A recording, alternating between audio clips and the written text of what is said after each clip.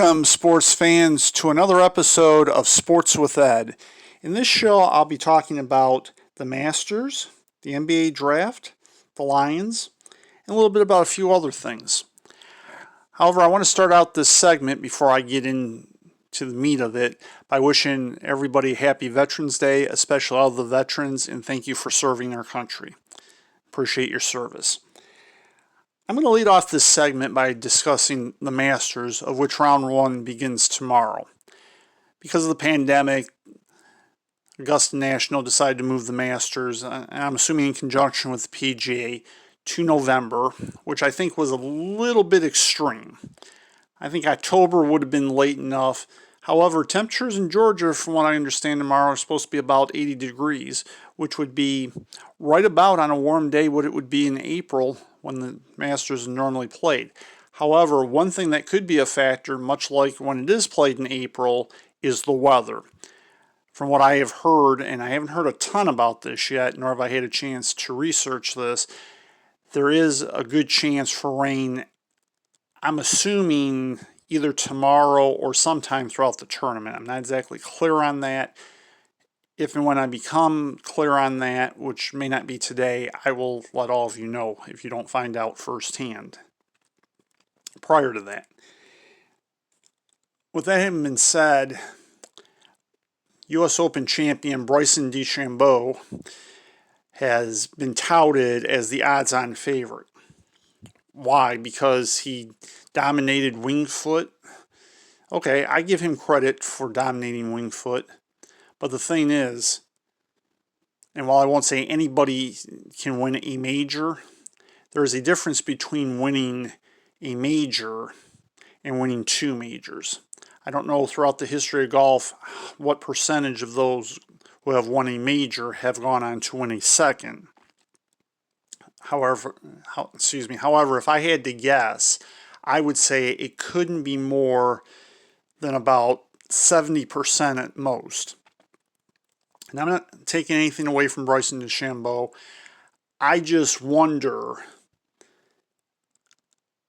if his game and how his game is suited for Augusta.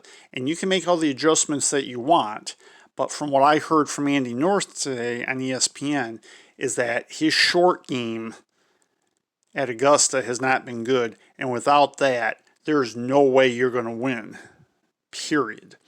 So that's going to be interesting. I'll be interested to see how Tiger Woods plays, Tiger Woods being the defending champion and now a five-time Masters champion. He needs one more win to tie Jack Nicklaus. Probably doubtful it's going to be this year. I'm hoping he has one more in him, but I think realistically, when we, for those of us who watched, saw him win his fifth green jacket last year, I believe we saw him win his last green jacket. And that's not to say that he won't win another one. I just don't really believe he will win another one.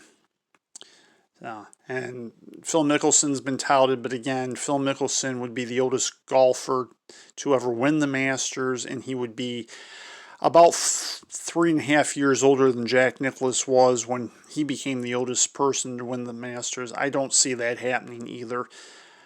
However, I can't imagine a scenario where Phil Mickelson makes the cut this year, for sure, especially since he missed it last year for the first time in, well, actually, it was the second time in 3 years, and the third time overall, the first time being, I believe, 1997, unless he did in his earlier days. What I'm looking at, depending on weather, and I don't know how cold it's going to get at Augusta, but if it stays warm, I think that's going to help favor the Americans more so. As I was imagining cooler temperatures, and cooler temperatures to me would favor the European golfers. Definitely Rory McIlroy would want that kind of weather, and a lot of the other European golfers who are going to be participating, I'm not even sure who all they are, but I think Rory McIlroy would be the one I would look at if temperatures are cool. But with them being about 80 degrees, at least for the first round, that'll be interesting. And that doesn't mean if the weather cools off that Rory McIlroy won't become a factor, because he can win in warm weather too.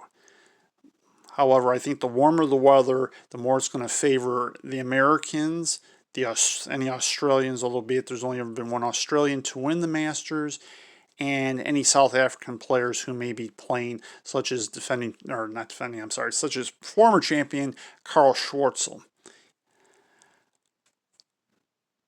I like the look of the golf course. I mean, they've done a heck of a job. It's going to be really interesting seeing how the lack of spectators, and there aren't going to be any as far as I know, aside from maybe some family of the golfers and the like, and staff members,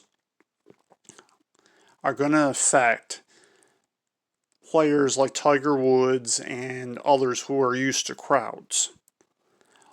One person I'm going to mention who I don't necessarily think will be a factor, but could be, depending on how his health and his game are, would be Brooks Koepka.